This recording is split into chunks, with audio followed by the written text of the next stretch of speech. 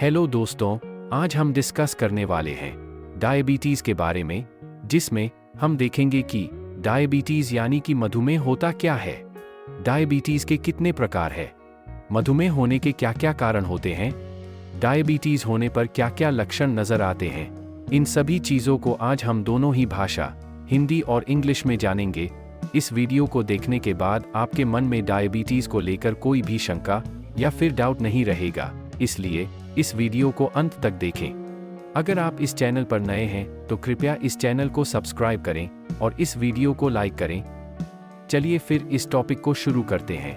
Diabetes एक ऐसी chronic disease है जिसमें हमारी बॉडी की ऑर्गन, जिसे हम पैंक्रियास कहते हैं, वो ज़्यादा मात्रा में इंसुलिन नहीं बना पाता है, या फिर हमारी बॉडी उस बनाए गए इंसुलिन को अच्छे से इस्तेमाल नहीं कर पाती है।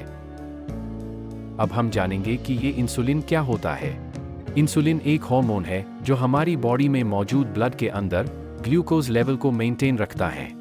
हमारी बॉडी में इंसुलिन को बनाने का काम पैंक्रियास नाम के ऑर्गन का होता है। जब हमारी बॉडी में ग्लूकोज लेवल बढ़ता है तब उसे हम हाइपोग्लाइसीमिया कहते हैं, और जब ये ग्लूकोज लेवल कम होता है तब उसे हम हाइपोग्लाइसीमिया कहते हैं। जब हमारे बॉडी में इंसुलिन लेवल कम होता है तब हमारी बॉडी में ग्लूकोज लेवल बढ़ जाता है। इंसुलिन का कम होना ये डायबिटीज़ होने का सामान्य लक्षण है। सीधी और सरल भाषा में अगर हम जाने तो डायबिटीज़ होने का मतलब बॉडी में ग्लूकोज लेवल का इंक्रीज हो जाना है। डायबिटीज़ के दो प्रकार होते हैं, डायबिटीज़ मेलिटस और डायबिटीज़ इंसिपिडस। डायबिटीज़ मेलिटस में हमारी बॉडी के पैंक्रियास सही मात्रा में इंसुलिन नहीं बना पाते हैं, या फिर हमारी बॉडी उस बने हुए इंसुलिन को ठीक से रिस्पॉन्ड नहीं करती है। इसकी वजह से हमारी बॉडी का ब्लड ग्लूकोज लेवल बढ़ जाता है। डायबिटीज़ मेलिटस को आगे दो भागों में डिवाइड किया गया है, टाइप 1 और टाइप 2 डायबिटीज़। टाइप 1 डायबिटीज़ को हम इंसुलिन डिपेंडेंट डायबिटीज़ या फिर जुवेनाइल डायबिटीज़ भी कहते हैं। टाइप 2 डायबिटीज़ को हम नॉन इंसुलिन डिपेंडेंट डायबिटीज़ या फिर एडल्ट ऑनसेट डायबिटीज़ भी कहते हैं। चलिए फिर इन प्रकारों को डिटेल में देखते हैं। टाइप 1 डायबिटीज़ में हमारा इम्यून सिस्टम अटैक करता है उन सेल्स पर जो हमारे शरीर के पैंक्रियाज में होते हैं, और वो सेल्स इंसुलिन प्रोडक्शन का काम करते हैं। इन सेल्स पर हमारा इम्यून सिस्टम हमला करता है और उन्हें डिस्ट्रॉय कर देता है। इस वजह से 90% इंसुलिन प्रोडक्शन करने वाले सेल्स हमेशा के लिए डिस्ट्रॉय हो जाते हैं। सेल्स के डिस्ट्रॉय होने की वजह से हमारे शरीर में इंसुलिन कम हो जाता है और हमारे ब्लड में ग्लूकोज लेवल बढ़ जाता है। ज़्यादातर टाइप 1 डायबिटीज़ उन्हें होता है जिनकी उम्र 30 साल से कम होती है। अब हम देखेंगे कि टाइप 1 डायबिटीज़ होने के क्या क्या कारण हो सकते हैं। इसका एग्जैक्ट कारण अननोन है, लेकिन जिस किसी को बार बार और ज़्यादातर इन्फेक्शन होता है, उस इन्फेक्शन को कम करने के लिए हमारा इम्यून सिस्टम एक्टिवेट होता है, और उस इन्फेक्शन को खत्म करने के साथ साथ वो शरीर में मौजूद पैंक्रियास के अंदर के सेल्स को भी डिस्ट्रॉय कर देता है। दूसरा कारण हो सकता है जेनेटिक या हेरेडिटी फैक्टर, जैसे कि परिवार में पहले से किसी को डायबिटीज़ हो, फॉर एग्जाम्पल दादा को, दादी को, पिता को, माता को।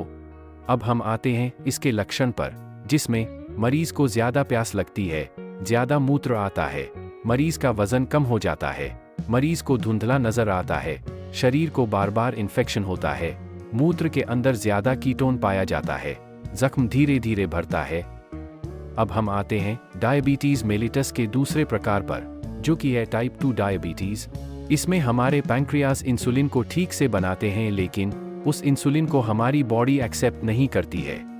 इसमें हमें इंसुलिन रेजिस्टेंस देखने को मिलता है। इसके कारण हमारे ब्लड में ग्लूकोज लेवल बढ़ जाता है।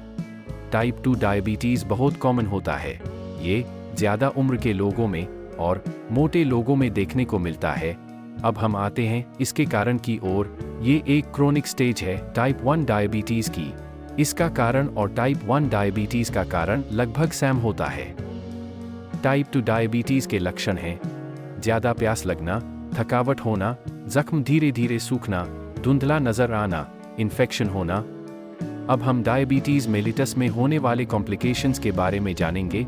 डायबिटिक केटो एसिडोसिस, बॉडी में एक कंडीशन पैदा होना जिसमें हमारी बॉडी इंसुलिन बना नहीं पाती है। जब इंसुलिन प्रोड्यूस नहीं हो पाता है तब हमारी बॉडी हमारे बॉडी फैट को ब्रेक करके उसे फ्यूल के रूप में यूज करती है। इसके कारण हमारे ब्लड में एसिड का उत्पादन होना शुरू होता है। उस एसिड को हम कीटोन कहते हैं। अगर इस एसिड को अच्छे से ट्रीट नहीं किया तो ये आगे जाकर डायबिटिक केटो एसिडोसिस हो जाता है। हम डायबिटीज मेलिटस के दोनों प्रकार type 1, type 2, diabetic ketoacidosis, इन सभी का ट्रीटमेंट हमारी अगली वीडियो में देखेंगे। इसलिए कृपया इस चैनल को सब्सक्राइब करें और फ्यूचर में आने वाली नोटिफिकेशन के लिए अपडेटेड रहे।